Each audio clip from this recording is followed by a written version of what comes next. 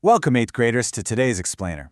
I am so pumped to be your teacher today as we really master the mechanics of informational writing. Think of writing an essay kind of like constructing a massive, incredibly strong building. You can't just slap some wood and nails together and hope for the best, right? You've got to properly build it from the ground up. And today, we are going to learn exactly how to do that by mastering the use of evidence and transitions. Okay, let's just dive right into this. Facts without sources are like houses without foundations. I really want you to visualize that for a second. Imagine spending months building a gorgeous, multi-story house, but you decide to build it directly on loose sand instead of pouring concrete. What's going to happen during the very first big storm? Boom, it completely collapses. In writing, your facts are the walls, but the sources, where you actually got those facts from, that's your concrete foundation. Without them, your writing absolutely will not stand for long against the winds of questioning from your readers. So here is our blueprint for today's build. 1. The foundation of truth. 2. Gathering credible evidence. 3. Quotes and paraphrasing. 4. Using smooth transitions. 5. Your weekly blueprint. And 6. The godly learner. Section 1. The foundation of truth, building on wisdom. Now this perfectly illustrates why we research in the first place. Proverbs 18:15 tells us, "The heart of the discerning acquires knowledge, for the ears of the wise seek it out." As wise learners, we don't just guess, and we definitely don't just make things up. We actively seek out truthful knowledge to strengthen our understanding before we ever even start writing. Because true academic excellence, it's completely rooted in the pursuit of truth. Section 2. Gathering credible evidence, selecting your materials. All right, now that our mindset is right and our foundation is poured, this is where we select the actual building materials. When you write an informational essay, you must use trustworthy, up-to-date sources. We're talking published books, reputable websites, think sites ending in .edu or .gov, not just random social media posts. Direct interviews with experts and peer-reviewed studies. These are the premium materials you need to gather to support your essay's points. If you use cheap materials, your house is going to be weak. So the absolutely crucial point is right here. Without evidence, your claims are just mere opinions. Let's say you write, "This new video game console is the absolute best one ever made." Okay, but if you don't back that up with evidence like processing speed data, sales numbers, or expert reviews, well, that's not an informational fact. That's literally just your personal opinion. Try to build an essay without credible evidence, and your claims will collapse like a flimsy house. Evidence is the exact thing that upgrades your thought from a simple opinion to an undeniable fact. Moving on to Section 3, Quotes and Paraphrasing, laying the bricks. Let's look at the first way to lay a brick, which is integrating a direct quote. According to a 2022 study from the American Heart Association, walking 30 minutes a day can reduce heart disease risk by 35%. Now, why is this so powerful?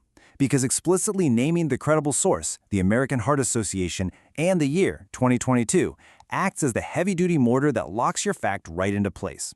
You didn't just say, "walking is good for you." No, you provided the exact, quoted data from an expert, proving to your reader that you've actually done the hard work of research. But listen, you don't want an essay that's just a giant wall of other people's quotes, right? That's where paraphrasing comes in. The original text might say, "Children who read daily score higher on comprehension tests." The paraphrase takes that exact same truth, but reshapes the brick to fit smoothly into your own writing. Daily reading habits are linked to higher comprehension scores in children.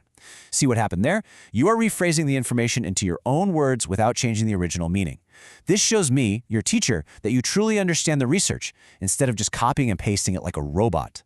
Section 4. Using smooth transitions. The hallways. Imagine a house where every single room is completely sealed off. No doors, no hallways. You just keep walking smack into blank walls. In writing, if you don't use transition sentences to guide your reader, moving from paragraph to paragraph is going to feel exactly like that. It'll be choppy, confusing, and totally disconnected.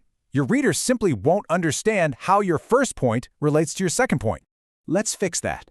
A disconnected idea abruptly drops the topic of reading benefits and just jumps into mental health out of literally nowhere. But look at how gracefully a transition bridges the gap. While vocabulary growth is one benefit of reading daily, the mental health advantages are just as important. As a reader, I'm now walking smoothly down a hallway. You've reminded me of the room I just left, vocabulary growth, and gently opened the door to the room we're entering, mental health advantages. Now that is masterful writing. Section 5, your weekly blueprint, action plan. All right, let's put on our hard hats. Here is your assignment for the week.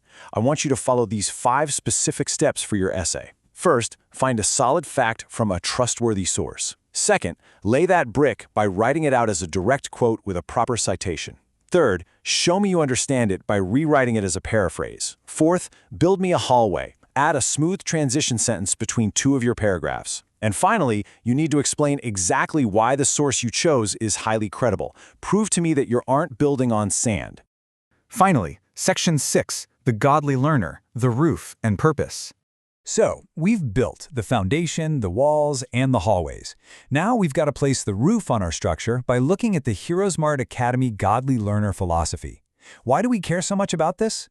Well, it's because at HeroesMart Academy, we intertwine biblical morality directly with our education. You see, education without morality can actually hurt people. Think about it. A brilliant architect could build a hospital to save lives, or they could design a weapon to destroy them. The intelligence is exactly the same, but the wisdom is entirely different. Simply gaining knowledge and intelligence without spiritual wisdom can lead to some really harmful, destructive choices.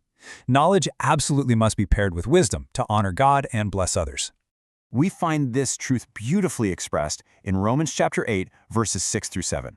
For to be carnally minded is death, but to be spiritually minded is life and peace. As you guys pursue academic excellence, as you learn these really powerful, highly effective writing skills, I want to encourage you, keep your mind spiritually centered on God, on truth, and on righteousness.